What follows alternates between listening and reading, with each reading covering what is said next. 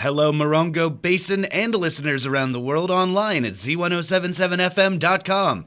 Here is the Z107.7 local news for Tuesday, January 2nd, 2024. As is done every year, the state of California implements new laws on January 1st. Among the most exceptional rules taking effect, law enforcement officers across the state are now required to provide a reason for why they have conducted a traffic stop. California Assembly Bill 2773, signed into law by Governor Gavin Newsom in September, requires that all police in the state provide an explanation as to why a traffic stop is being conducted, though there is an exception for emergency situations. Other state laws relate to work-from-home requirements, specifically Senate Bill 731, which requires employers to provide notice to remote employees about return-to-office requirements. The state is also expanding Medi-Cal health coverage to all adults, regardless of health care, and raising minimum wage to $16 an hour, up from $15.50. Also at the state level, SB 1383, passed in 2022, requires the collection of green waste separately from all other trash. The implementation of the bill varies from area to area, but plans are in place to bring green bins to the high desert beginning with the start of the year.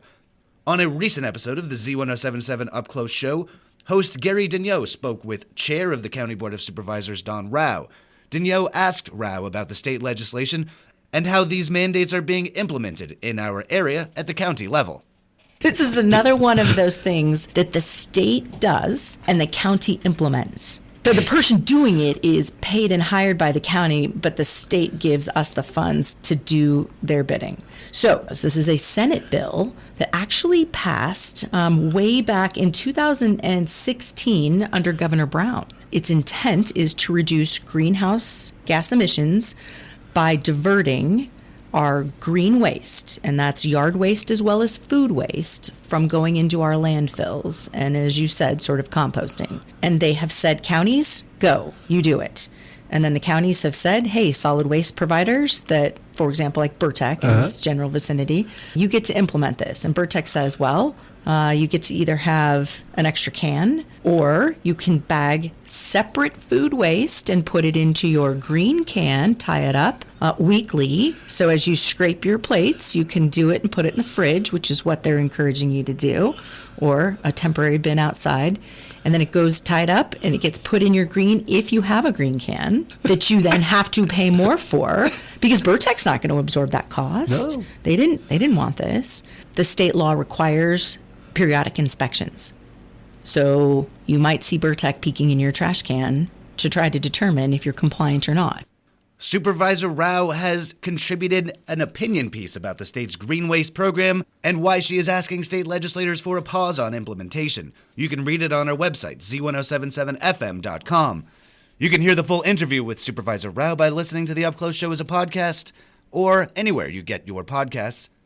You can hear the full interview with Supervisor Rao by downloading the Up Close show as a podcast at z107.7fm.com or wherever you get your podcasts.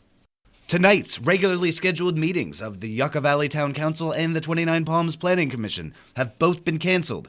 The meeting of the Yucca Valley Town Council has been canceled due to lack of quorum, and the council will meet next in special session on the morning of January 9th. No agenda has yet been set for that meeting. They will meet in regular session on the evening of January 16th. The 29 Palms Planning Commission will also meet next in regular session on January 16th.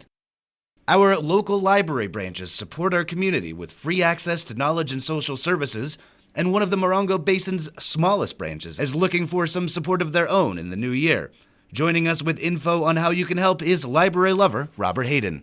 If you have a couple extra hours each month and love our local libraries, consider volunteering at the Friends of the Joshua Tree Library. The nonprofit organization is looking for board members and volunteers to help out in the new year.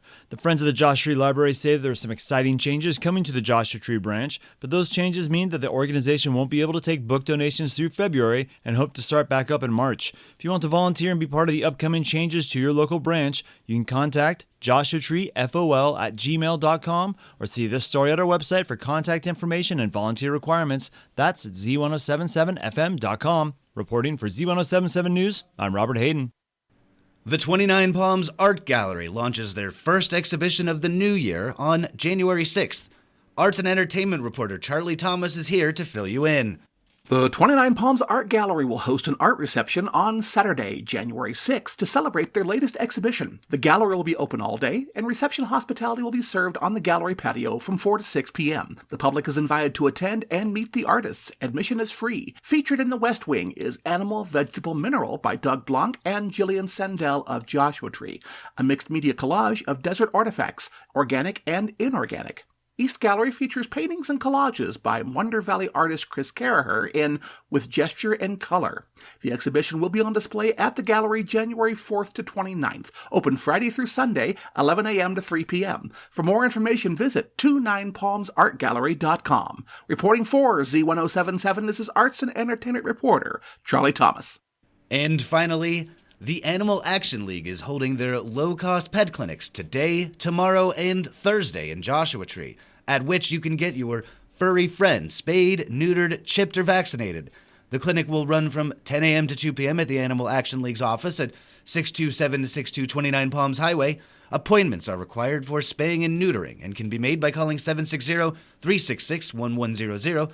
You can get the full schedule and contact information by visiting this story at Z107.7fm.com. That's our local news. Hear local news 7 times a day, 7 days a week at 7, 8, 9, noon, 4, 5, and 6. If you hear news happening, let us know about it. Email us at tips@Z107.7fm.com.